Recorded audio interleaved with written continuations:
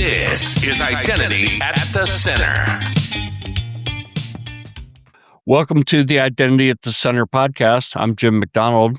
I'm here today with Dan Moore. He's the Senior Director of CIAM Strategy and Identity Standards over at FusionAuth.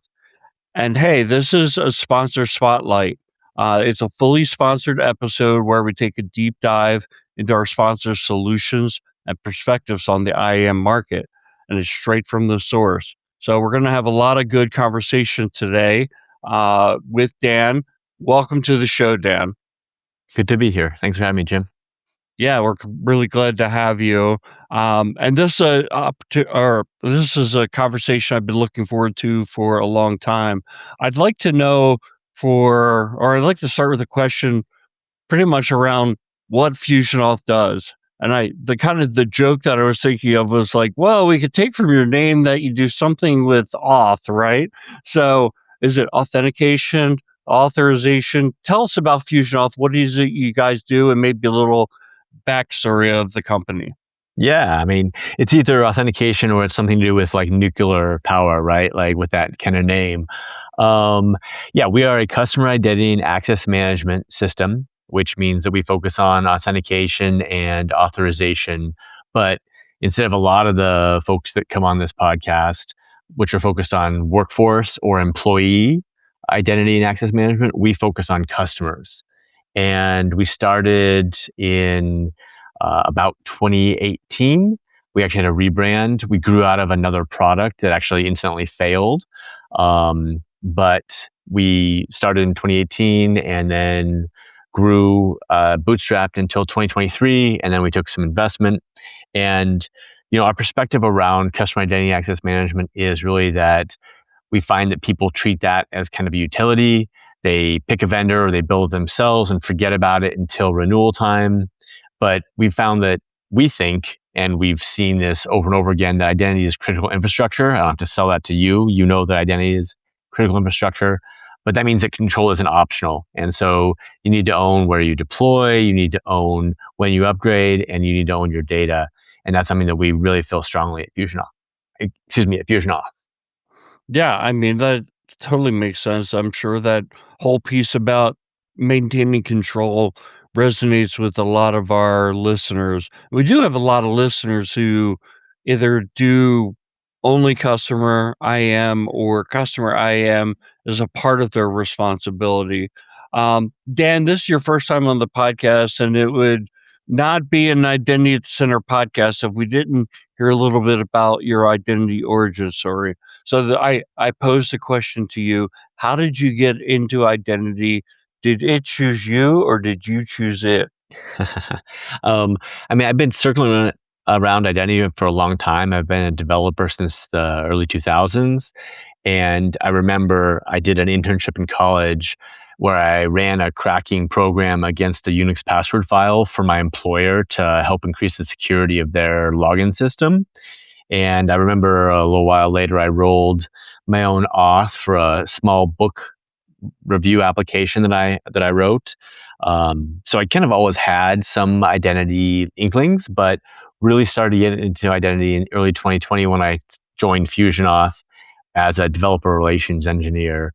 And one of the things you do as a DevRel is you're explaining complicated concepts to developers and to engineers. And the more I dug in, the deeper the rabbit hole went around identity and authentication. It seems like such a simple thing, like how do you know somebody is who they say they are?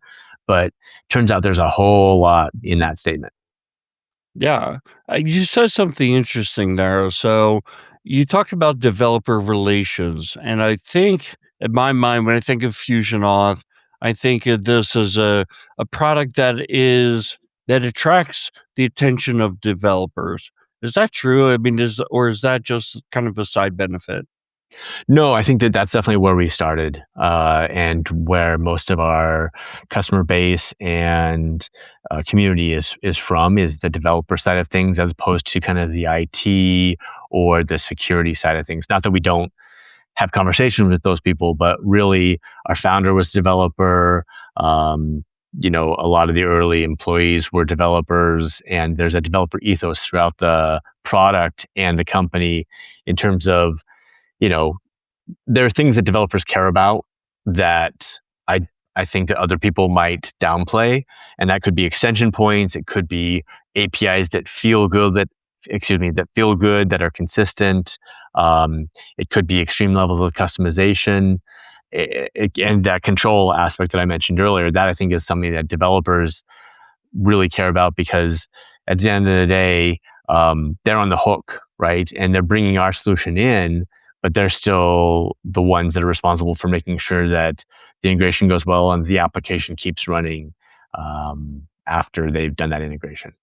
Yeah, I think, Dan, I think that is, there's so many different angles to this whole thing in authentication. Like, developers have a clear stake, especially on the CIAM side, because they're usually building an application. They need to take this authentication problem and solve it, whatever that means, according to the requirements of the company that they're working for, or the organization.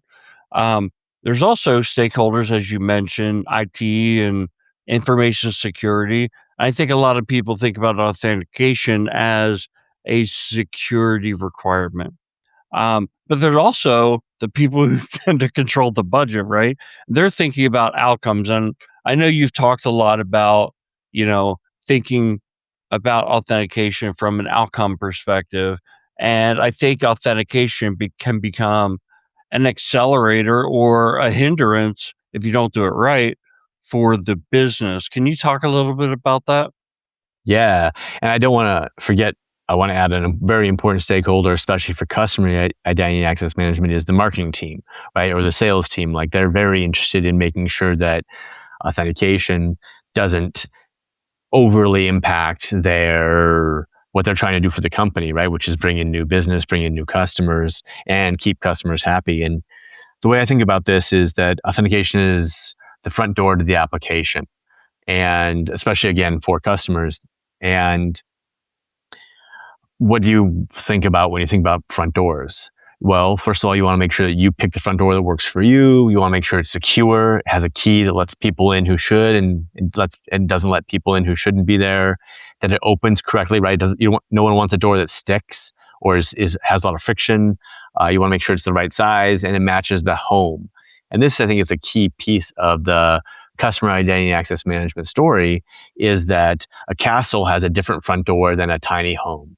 And so you need to make sure that you get the front door that fits your application, that is customizable, has the workflows that you need it to have, that is extensible.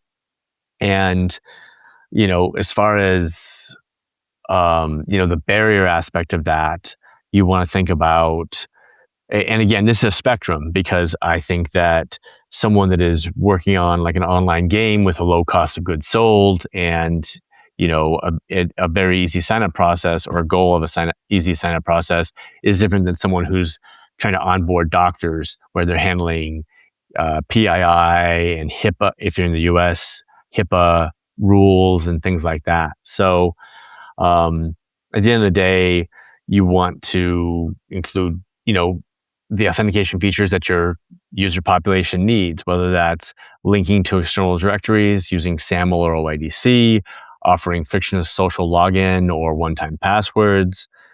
Progressive registration is another thing that we see a lot of. And then I think intelligently challenging, intelligently challenging, that's a mouthful, intelligently challenging for MFA is something that is also on that security usability spectrum. And it's something I've been thinking about a lot lately, and I think that's really important for a application to not just blindly challenge for MFA after a certain period of time, but to actually look at all the signals that come in and be able to say, well, this matches what Dan has done for the past N times, or this account is really old, therefore there's some risk there, and increase the friction of login just at the point when it makes sense from a security perspective, so that you get that conversion and that path through the front door as smooth as possible. You mentioned so much there that I I wanna come back to the identity standards piece because you brought up SAML, OIDC, OAuth. I wanna put those to the side for the moment and stick to this balance of friction and usability, and I think this is, like, from an information security perspective, we always used to say you turn one up and the other goes down, vice versa, right? You want to make it easier, security comes down, or if you add friction, potentially you can increase security. I think there's some truth to that, but I one of the things we were talking about is like, what are some of the common mistakes that people make in terms of, deploying their authentication flows, and adding friction that maybe isn't necessary? Yeah, a very common one we see is people asking for too much information on registration. So that's where, and I totally get it from a perspective of wanting to know your customer. But I think that's where a progressive registration flow can really be helpful, where you ask for the minimum to get the people in the door that makes you sure that they're going to be a possible customer. And whether that's, having a verified email address or a company email, we see that a lot, or, you know, asking for just a first name and not a full name. And then later, as they get into your application, asking for more information at certain points after they've seen the value of the application. Another kind of piece of friction, I think, is not offering as many login options as users are want to desire. So, what does that mean? That means offering social login, but please don't only offer social login. I understand the desire to offload the security of the user's identity to a Google or a Facebook or a LinkedIn, but lots of people, or actually, I should take a step back here. You need to know what your population wants, right? So that includes talking to customers, talking to potential customers. Again, going back to the example of the game versus the doctor's office or the doctors, the people who are signing up for the game may want Facebook login. They may need Facebook login. The people who are signing up for the doctor's offices may want passwords, or they may want to use passkeys. And so I think not understanding the login method that you want to offer, that your customers want to use, is a source of friction, and that causes kind of unnecessary um, obstacles that probably don't really increase security. So Dan, I just had like a thought there. You mentioned know your customer, right? You've mentioned a few compliant regulatory frameworks that certain companies and certain industries need to follow, right? Like know your customer, HIPAA. If you are a bank or you are a hospital and you're in this using this progressive profiling approach that you kind of referred to, and you know it later down the road, if this person opens an account or if this person becomes a patient, we're no longer going to be able to accept as the authentication, right? At that point, we're going to make them create an identity with us and put it in our database, etc. Is it okay to start out with the Google authentication as an early stage in the authentication or early stage of progressive profiling? Or do you need to say, all right, well, we need to start off the way we want to finish up? Yeah, I think that's a great question, and I will say everybody's case differs, right? So I want to be careful to offer blanket advice, but I think that um, it does depend on what you're gathering, and I think there's probably a checkpoint that you hit where now you need to start having a real identity in a way that like a Google login might not really offer. I'm not super familiar with the banking kind of KYC regulations, but I think that checkpoint would probably be pretty early if you were like opening an account in an online bank. Whereas if you're just entering a raffle and the bank wants to kind of have your information so they can send you a toaster. Do banks even do that anymore? They can send you like a free Amazon gift card. Then in that case, I'd say, go with the Google login right away, right? And then they can start to market to you and hopefully get you to come in or get you to go to their online system and open a bank account. At that point, that'd be the checkpoint where you're probably needing to produce government identification or some other way that they really can know who you are. I see what your point is, right? You're talking a lot about having the flexibility, having a tool that supports the flexibility so you can create the progressive profiling workflow that makes sense for your organization. Um, and I think that has a lot to do with your story around customization. And I'm wondering if there are certain industries or use cases where customization, you see it kind of becoming more and more important, or it's just more important than the average. Yeah, and I think you can kind of take a step back and think about like the different kinds of customization. There's workflow customization, which is where you can kind of create your registration experience or your login experience in the way that you want it to be. There's look and feel customization, which I think is an important aspect customization, especially for B2C type of experiences. Back to the front door analogy, for some people, it's more important that their front door kind of is cohesive with the whole house, as opposed to other people might not care if it looks a little different, a little off. And certainly in e-commerce or retail scenarios, it's really important that it's part of the same experience. And then there's integration customization, where we know that identity is, especially in the CIAM space, is one component of your application, but it's certainly not the whole thing. And so just like a database or a message queue needs to fit into your application and be configurable in the same way, possibly be deployable in the same infrastructure, lots of people think that way about their identity system too. And they want to snap that in and customize how they operate it to fit their business's needs, as opposed to, um, having to work around what a SaaS solution might offer. Yeah, and I'm sure that resonates with a lot of our listeners is like this ability to customize because we don't know what the use case is going to be until we sit down with the business.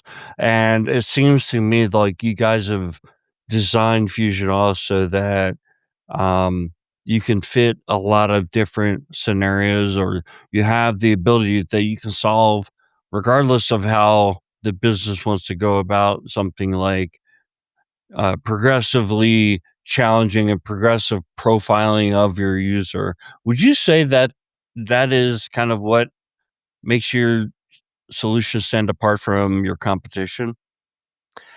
I think there's a couple of different ways we stand apart from our competition. Yeah, as we kind of talked about a little bit earlier, I think if you're an engineering-led organization and you need enterprise authentication and features without lock-in or architectural constraints, FusionAuth is a really good fit. I just looked at kind of our existing customer list and kind of did an overview of why people pick us. And it's when they need control, that could be data isolation or deployment sovereignty. We haven't talked yet, but FusionAuth is self-deployable. So you can either pay us to run it for you, or you can run it yourself in your own environment. You might need some of that flexibility we talked about, which is basically be the ability to both call out and pull data into FusionAuth, or to push data from FusionAuth out into your systems.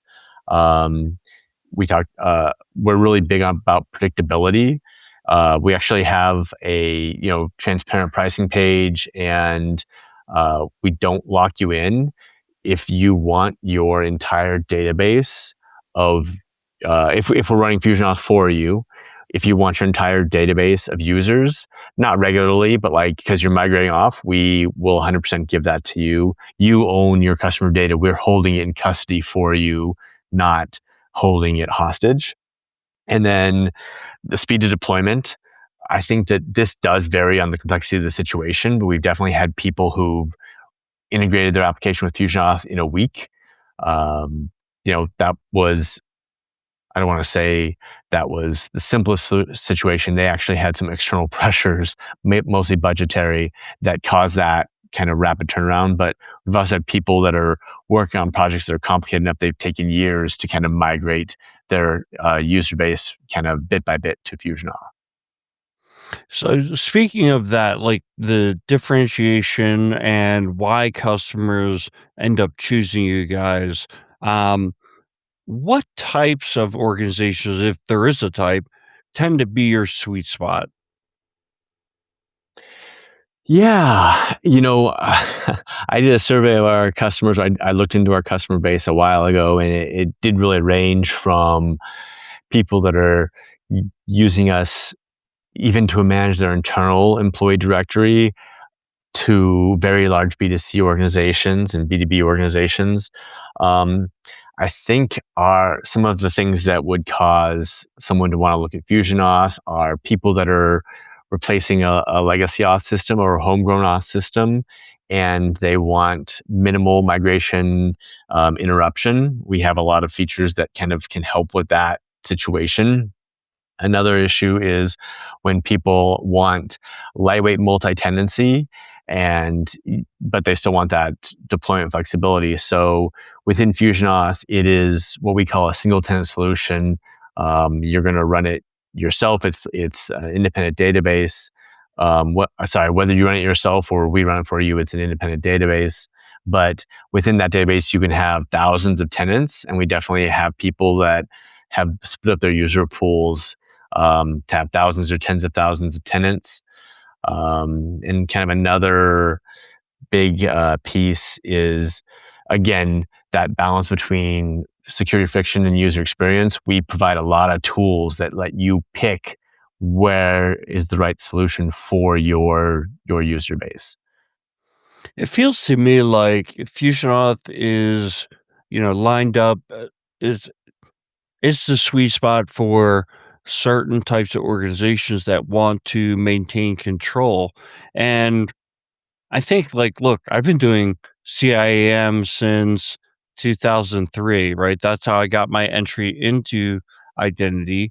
And that control was never a question back then because there was no cloud. And then there was a period where everything started to move to the cloud.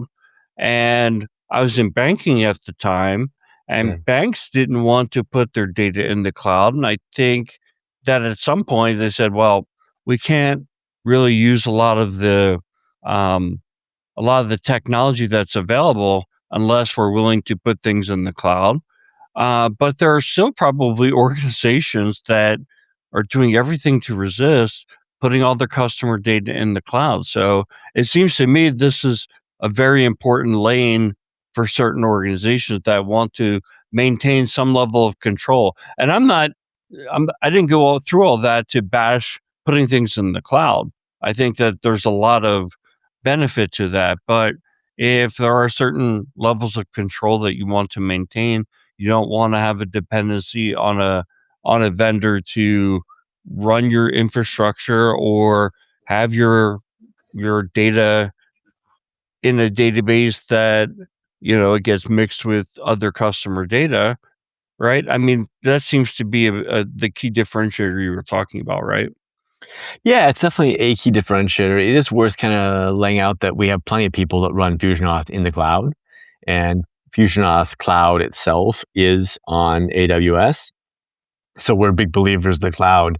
I think that you kind of have, again, another spectrum, right? You have on the far side kind of the pure play SaaS identity vendors where you don't have any operational burden at all, and you've given up a lot of that control.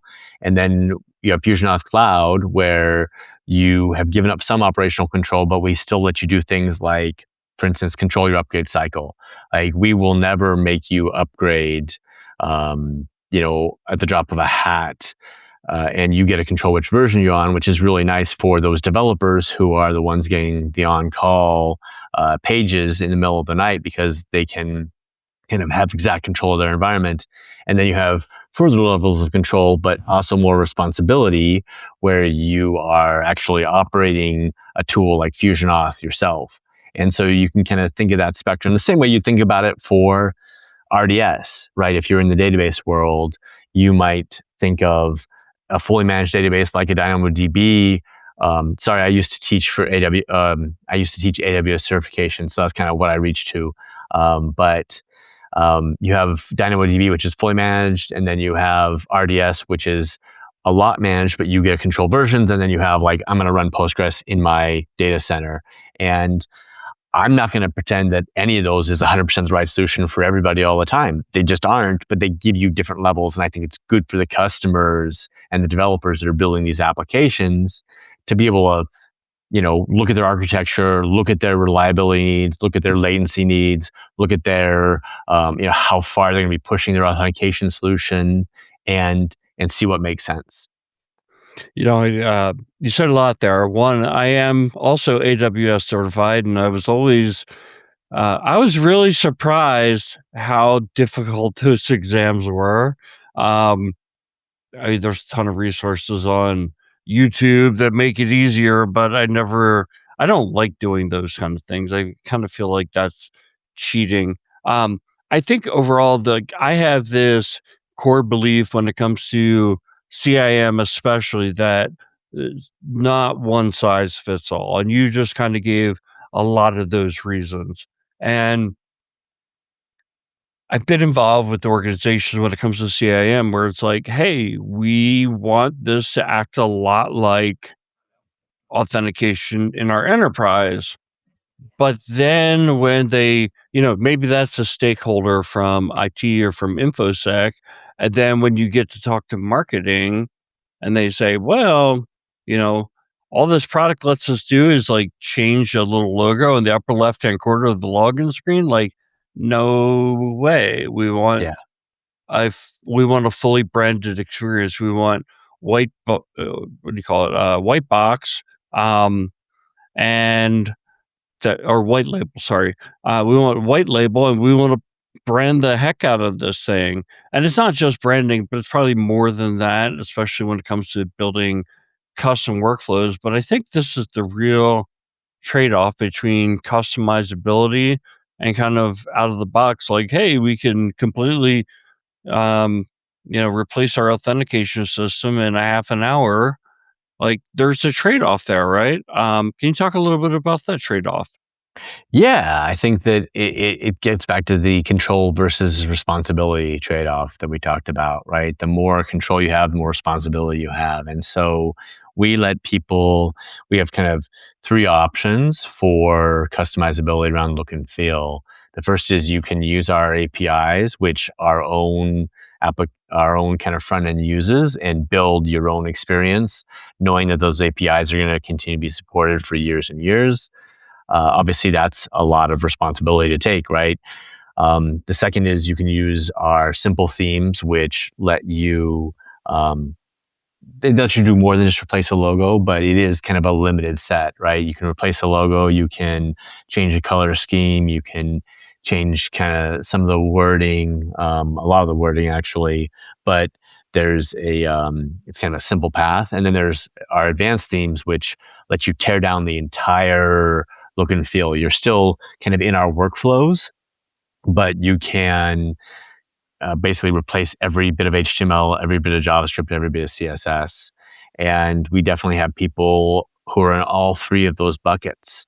And I think probably the things that indicate whether or not which bucket they'll fall into, it's a combination of their engineering team capacity, because a big reason that you pick a CIAM provider is you want to offload some of the engineering effort to a vendor who will continue to push your authentication experience forward. And our integrations, especially if you choose one of the more kind of customizable one, it takes some time to do some integration, but then after that, it decreases a lot.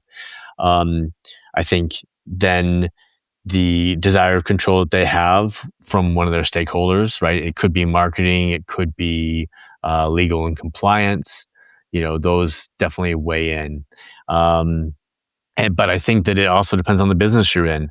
To be totally blunt, like something that is a kind of a B2B to C SaaS offering where you're selling to an admin who will basically hook up your directory and let all your employees have access. I mean, they still need a good customer experience, but it's not quite, doesn't need to be as high fidelity as somebody like Little Caesars, who's one of our customers, that they really want to make sure that login experience is core because it is, right in the path to revenue.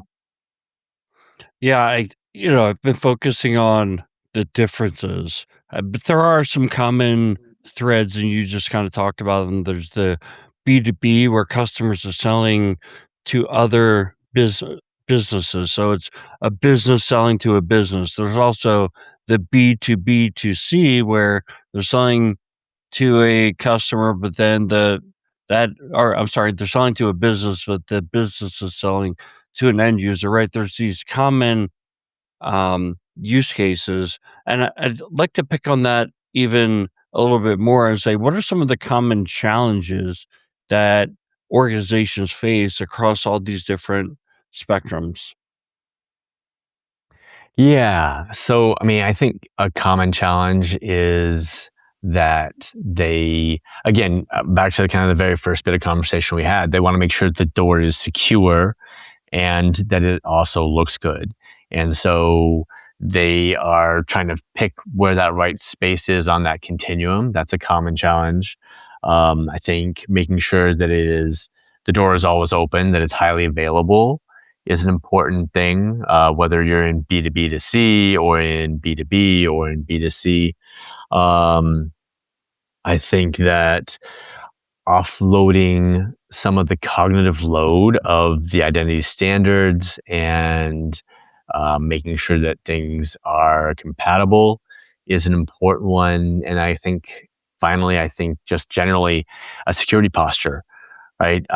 PII fines if they leak, if there's a breach, can be substantial and damaging, not just in terms of financial reputation, but also in terms of organizational rep.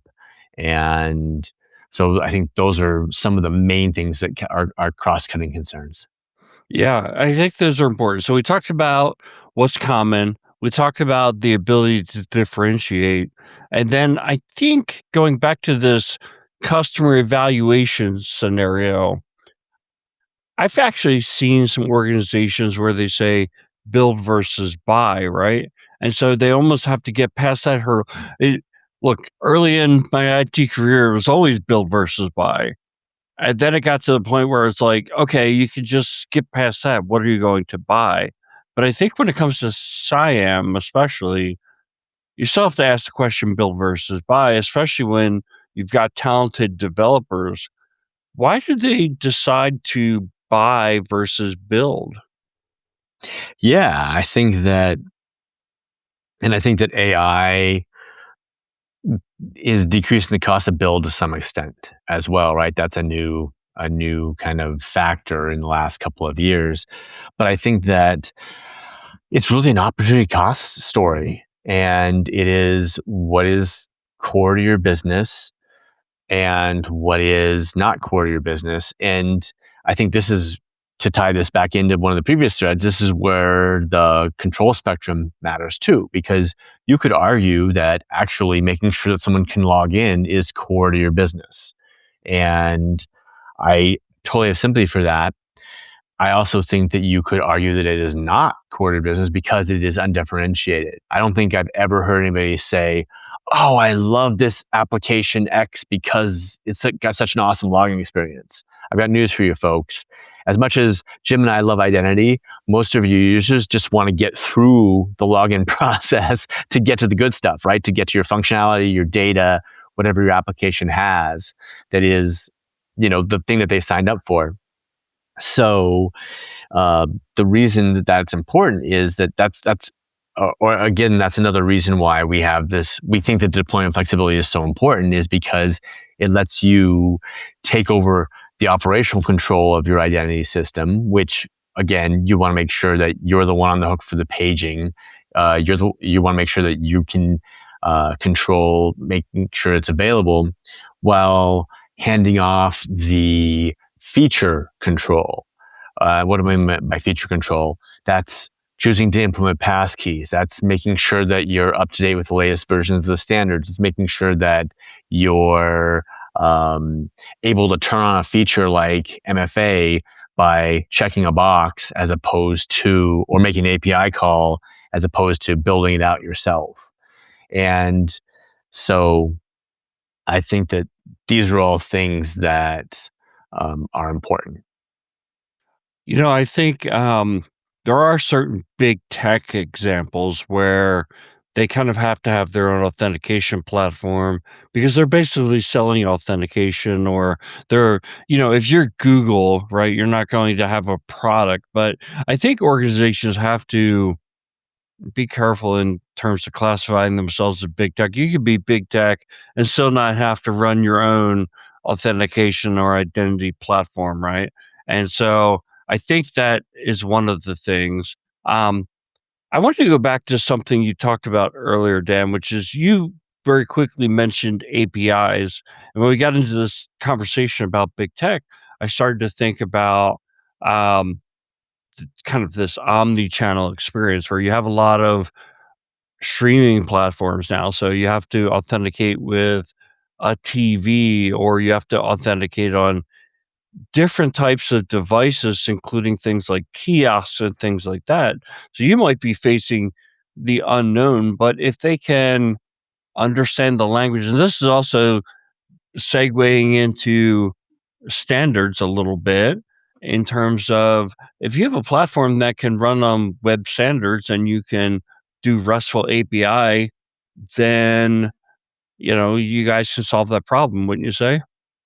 Yeah, I think that the multi-form factor is something that we're definitely seeing a lot of nowadays. Um, Oftentimes it's kind of web and mobile. Those are kind of obviously the two big ones in terms of where the customers are. But we have people running FusionAuth in kiosks. We have a solution for devices that don't have a great user input screen, like a fridge or a TV. FusionAuth is actually running and supporting satellites running in space. So I think that, and to take a step back, I think that that omni-channel experience that you mentioned is a great reason for a separate CIAM server, right? When you have uh, n different applications and you want your user to be able to single sign on into them, but you also want your marketing team to have one view of that user, that is a really powerful experience as opposed to a bunch of different applications that have siloed user data stores. Um, and we actually see that from some of our customers. They come in and they want to have a unified user data store. And we can talk, if you want, about some of the techniques that you would use to start to bring those user data stores together. It's a complicated problem, and that is to echo something we said earlier, that is more likely to take months or years than a single application that you're kind of swapping out one identity store for another. But yeah, to get back to your original question, I do think that being able to support devices in multiple modalities is a great use of a CIAM system. And to take a step back finally, that's really, again, where CIAM is different than workforce IAM in that you need to meet your customers where they are. We talked earlier about social login or other kind of solutions to meet your customer where they are. Meeting them on the device that they are on is another way that you can extend your reach and make your customers happy. Yeah, I think the role of a developer a lot of times is like taking all the elements together and assembling them into kind of this killer app or killer set of apps. It's not, hey, I'm a developer. I actually have to build my own this, that, and the other. I have to be completely vertical and everything. It's the assembly of all these things. It's almost like, to use your Little Caesars example, like building the perfect pizza doesn't mean you have to have a dairy farm to make your own Right, cheese, right? right. So, I think that was just a thought that came to my head. And I think on top of that, especially in this identity space, you already talked about it, the identity standards. And, throughout my career, these kind of things have built. And I've grown to really appreciate standards because it it's the only thing that you have to help you avoid vendor lock-in. So from the perspective of a practitioner, that's what's important to me. Um, we also talked about this omni-channel experience. Is there anything else that you could tie? In other words, why are you guys so jazzed about identity standards and make it such a core part of your message? Yeah, I mean, I think that you kind of hit one of the key points, which is they avoid vendor lock-in and or I should be careful here because standards always have some white space. And so I don't want anyone to listen to this conversation and say, oh, if I just choose a vendor, then I will 100% be able to move over to any other vendor with like zero friction. That's just not the case. But they do give you a hope or a greater ability to avoid vendor lock-in. And the other reason why we love standards at FusionAuth is that they let you stand on the shoulder of giants and avoid the mistakes of the past. And I've been following the OS specification for years and have seen, something will be discovered and then a new standard or a new aspect of a standard will be improved. And guess what? By buying from a vendor who supports standards, you're basically gaining all the knowledge of all those mistakes and all the fixes for those mistakes that have been happening over the last 10, 15, 20 years. I think Pixie is a great example of that. The proof key for code exchange, solved a certain problem, and especially in the mobile world, and you get all the benefit of that by just choosing a vendor who supports that, as opposed to kind of discovering that yourself if you roll it yourself or if you choose a vendor that isn't really standards based. So I want to ask more or less a future facing question around where the consumer authentication experience is heading. Um, I think MFA has been available, but MFA is, a lot of times, even for banking systems, like we'll send you an SMS text or things like that. Where do you see it heading? I know you guys are working on some innovations here when it comes to MFA. Yeah, I think that we're going to see more and more risk-based authentication and risk-based MFA and risk-based registration, where it's not just, you've MFA'd once on this device, and so you're good for 10 days or some configurable number of days. It's going to be what is happening around this authentication event that we can ask the system for, or we can examine about the user that we're trying to authenticate without asking the user for something else. That's the issue with MFA. I love MFA. My wife hates it, but it's additional things that you're asking of the user, but you also know how old that user's account is. You know the last time they logged in. You know the last time their password changed. You know the last time that their login identifier might have been modified. You know what IP address they're coming from. You have all these signals, and so that is a really important thing to incorporate into your decision-making process. And that doesn't mean that you should 100% deny a login that maybe looks a little weird, because the unfortunate thing about all those signals is none of them are deterministic, right? It is possible that I might be logging in on a VPN that makes it look like I'm 1,000 miles away from where I logged in this morning. So you don't want to totally block someone out, but that is the perfect time to introduce some more friction. And so we actually have a feature that is coming out in the next couple of weeks that is going to incorporate all these risk signals into an MFA challenge situation. So that, and again, back to the point I made earlier, FusionAuth is all about giving developers control. We're not going to say you have to use this intelligent MFA, but will be something that you can enable on a tenant by tenant or application by application basis for the applications that you want to change where you're on that spectrum between usability and security. So Dan, one more question on this. So we're talking. You just went over a lot of the features that you guys have in the works that you're going to be releasing soon. I spend a lot of time thinking about, a couple years down the road, and I feel like we're in one of the times where it's the hardest to imagine what things are going to be like 3 years from now, especially with AI.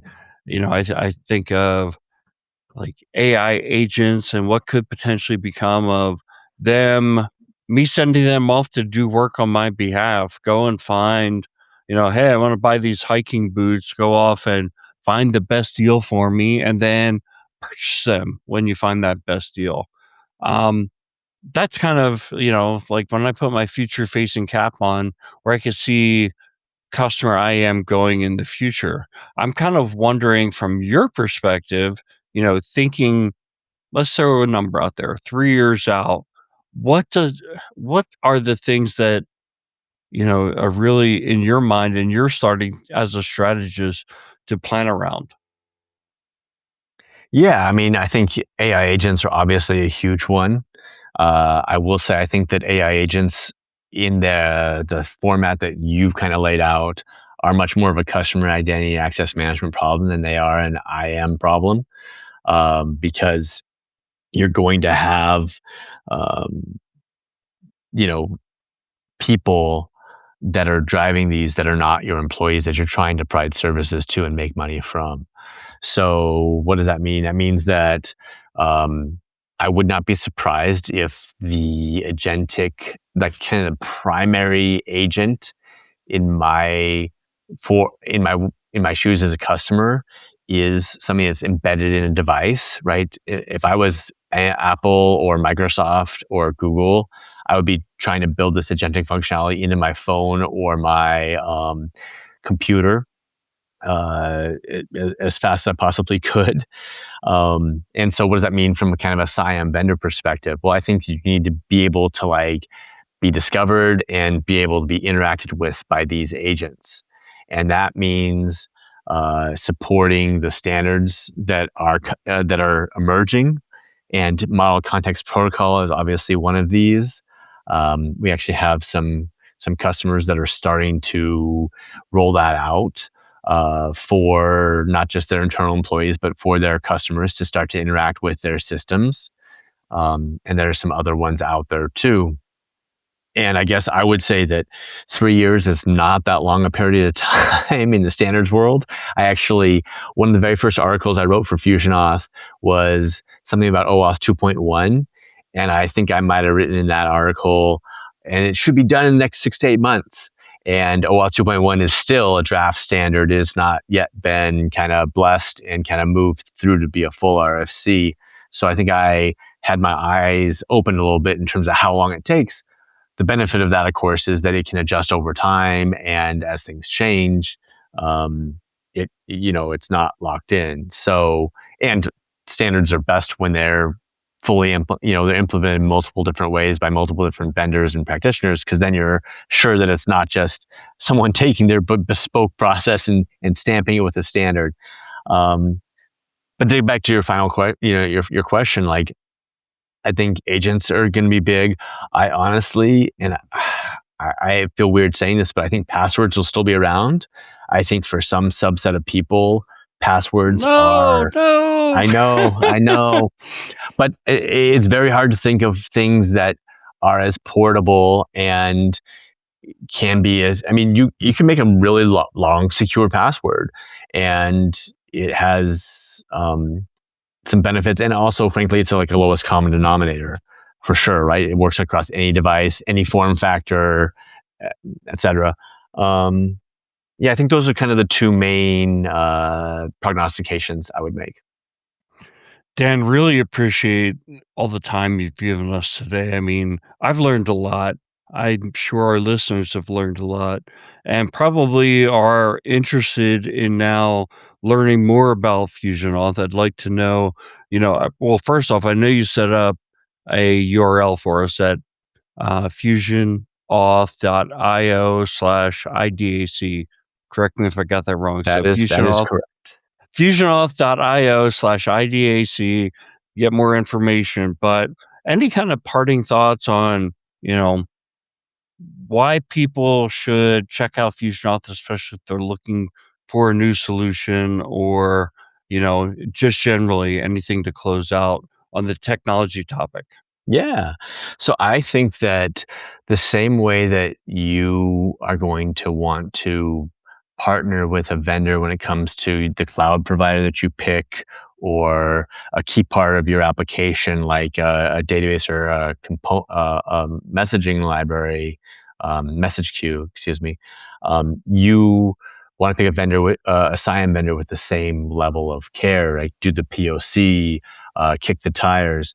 And I think that when you're, as a developer, implementing a CIAM system, which again is the front door to your application, you're partnering with that authentication provider. It's not something that you can outsource. This is not a widget you're putting on your website that's like a chatbot that you can switch out very easily.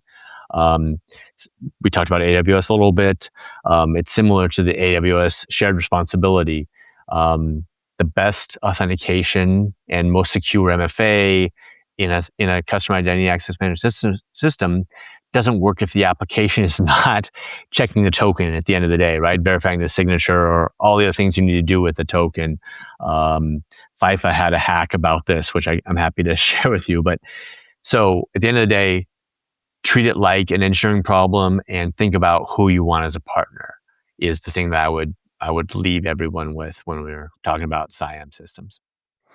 That sounds awesome. So yeah, that FISA link that you mentioned, shoot that over to me, Dan. We'll drop it in the show notes. Um, it's part of the Identity at the Center podcast tradition that we end on a lighter note. So we've had all this fantastic technical conversation for the last 50 minutes.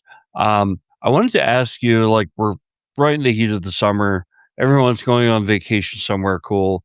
Are you going anywhere?